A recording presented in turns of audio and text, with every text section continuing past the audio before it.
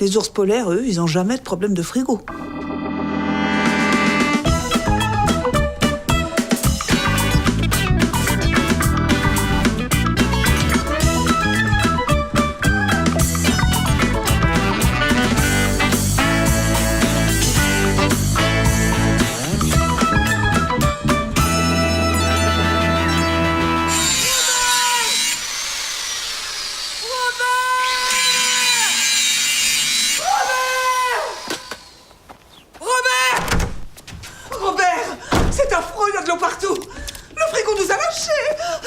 Et alors, tu vas pas te mettre à pleurer, non?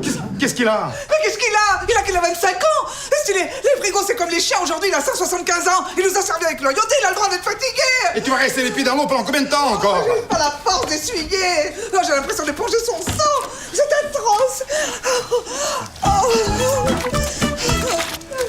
Ah non, mais attends, quand je dis qu'il n'y a rien à faire, c'est qu'il n'y a rien à faire, moi. Attends, ma femme qui vente, qui pleuve, qu'on reçoit un tsunami sur le coin de la figure, que la calotte polaire se balade sur l'équateur, elle trouvera tout beau. Tout sera sujet à écrire un poème.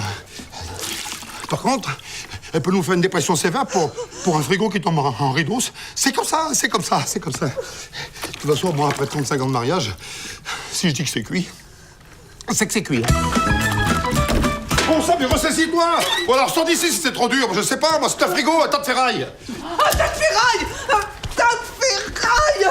Un tas de ferraille qui a dû passer 25 dates de Noël, 25 anniversaires de la petite. Là, les fêtes, les fins de mois difficiles. Ah non, non, Robert, ce frigo, c'est toute ma vie. Allons, allons, bon, allons. Allons. Allez.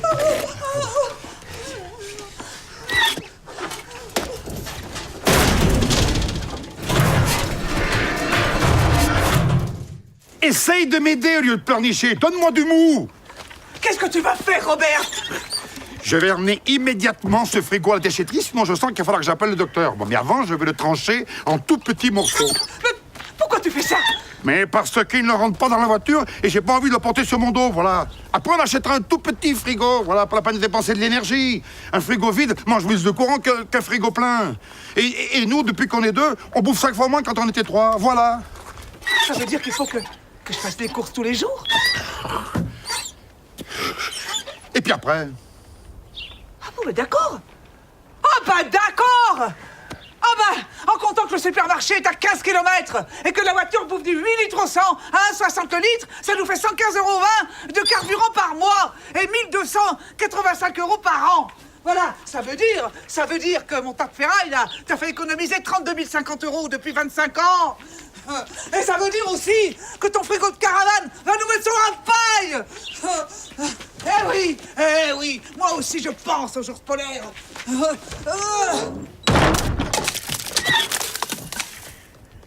En même temps, les ours polaires, ils ont pas tellement de problèmes de frigo.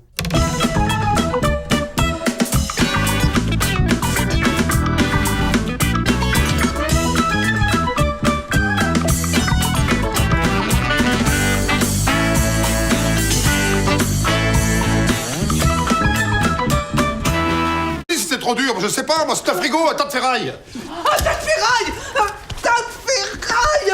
Un tas de ferraille qui a dû passer 25 dates de Noël, 25 anniversaires de la petite. Là, les fêtes, les fins de mois difficiles. Ah non, non, Robert, ce frigo, c'est toute ma vie. Allons, allons, bon, allons. Allons.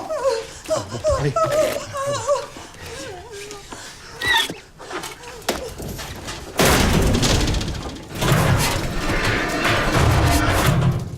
Essaye de m'aider au lieu de pleurnicher.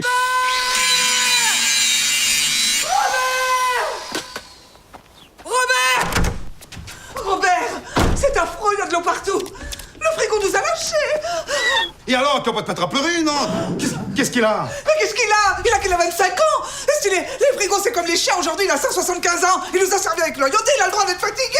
Et tu vas rester les pieds dans l'eau pendant combien de temps encore? J'ai pas la force d'essuyer. J'ai l'impression d'éponger son sang. C'est atroce. Donne-moi du mou. Qu'est-ce que tu vas faire, Robert? Je vais emmener immédiatement ce frigo à la déchetterie, sinon je sens qu'il va falloir que j'appelle le docteur. Bon, mais avant, je vais le trancher en tout petits morceaux. Mais pourquoi tu fais ça? Mais parce qu'il ne rentre pas dans la voiture et j'ai pas envie de le porter sur mon dos, voilà. Après, on achètera un tout petit frigo, voilà, pas la peine de dépenser de l'énergie. Un frigo vide mange plus de courant qu'un frigo plein. Et nous, depuis qu'on est deux, on bouffe 5 fois moins quand on était 3, voilà. Ça veut dire qu'il faut que je fasse des courses tous les jours? Les ours polaires, eux, ils ont jamais de problème de frigo.